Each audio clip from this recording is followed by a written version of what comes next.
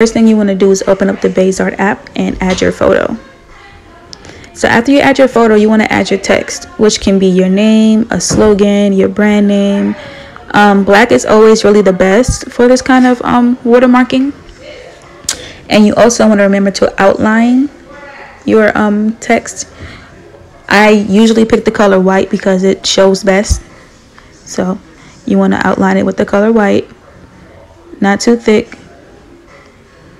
And then you want to go to opacity. Opacity is how much basically the text will show. So you can turn it all the way down, or you can turn it down to your liking. So after that's finished, you can copy and paste and put it all over the photo if you want, or you can just put it in one place. You can turn it sideways, diagonal, upside down, really whatever you want. But this is one of the simplest ways to actually watermark a photo, especially if you want something done quick and you don't have money for it to be done professionally. This is the easiest way.